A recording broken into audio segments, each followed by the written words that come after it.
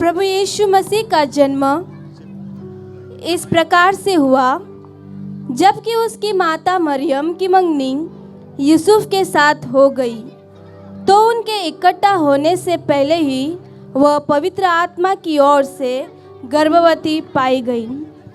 परमेश्वर ने अपने पुत्र को इस संसार में भेजने का कारण यह था कि लोग अंधकार में थे, लोग नाश में थे, लोग गरीबी में थे, लोग पाप में थे। इसीलिए परमेश्वर ने अपने इकलौते पुत्र को मनुष्य के रूप में इस धरती पे भेजा।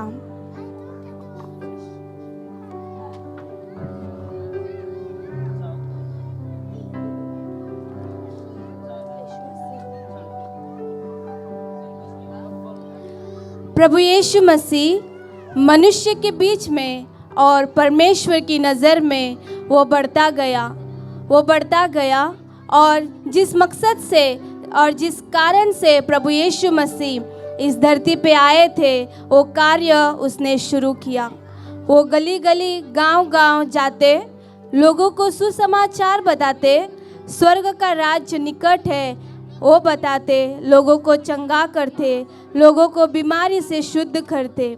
प्रभु यीशु मसीह ने इसी तरह अपनी सेवकाई शुरू की।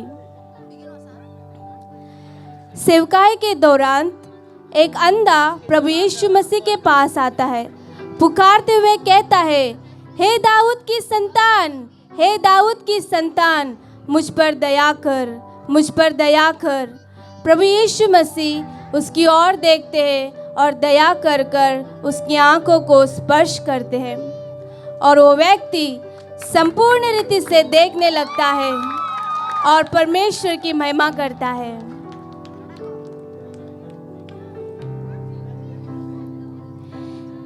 ऐसे ही सेवकाई में प्रभु यीशु मसीह के पास एक जन्म से बहरा आता है, जो ना कि कुछ सुन सकता है ना कि कुछ समझ सकता है।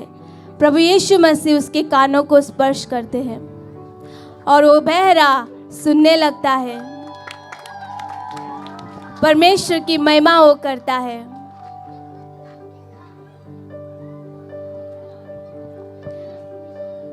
इसी रीति से एक लंगड़ा भी प्रभु यीशु मसीह के पास आता है। प्रभु यीशु मसीह उसके ऊपर भी दया करते हैं। वो लंगड़ा जन्म से ही लंगड़ा था, ना चल सकता था। प्रभु यीशु मसीह उसके पैरों को स्पर्श करते हैं और वो लंगड़ा चलने लगता है और कूदने लगता है और परमेश्वर की महिमा करता है।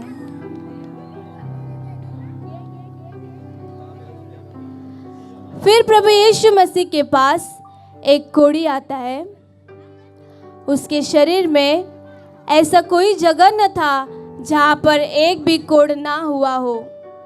प्रभु यीशु मसीह बिना हिचकिचाए उसके शरीर को हाथ लगाते हैं और संपूर्ण शरीर को प्रभु यीशु मसीह चंगा करते हैं और उस व्यक्ति का कोढ़ संपूर्ण रीति से चंगा हो जाता है और वो परमेश्वर की महिमा करता है।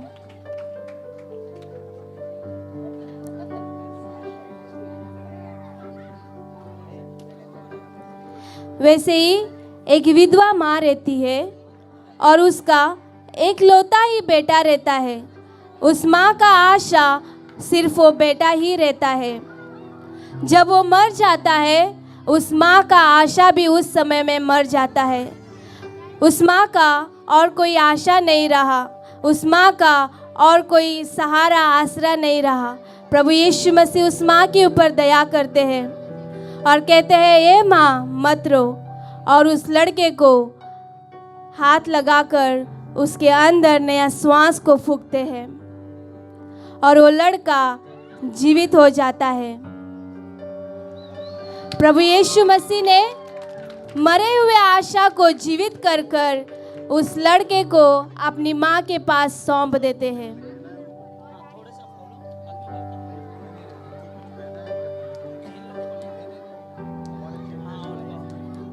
प्रभु यीशु मसीह ने जब इस संसार में थे, कई लोगों का भलाई किया, कई लोगों के जीवन में चिन्ह और चमत्कार किए, कई लोगों को चंगा किए, फिर भी लोगों ने उसके प्यार को नहीं जाना, फिर भी लोगों ने उसके दया को नहीं जाना।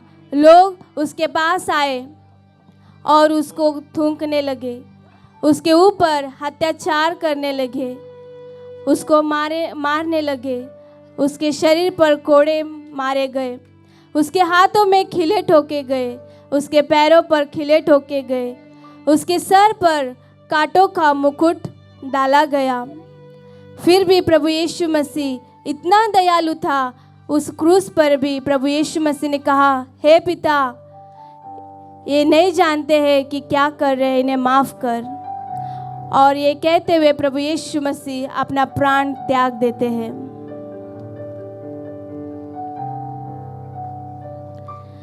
प्रभु यीशु मसीह सारे संसार का पाप, सारे संसार का बीमारी, सारे लोगों का अशुद्ध था अपने ऊपर लेकर वो मर गए।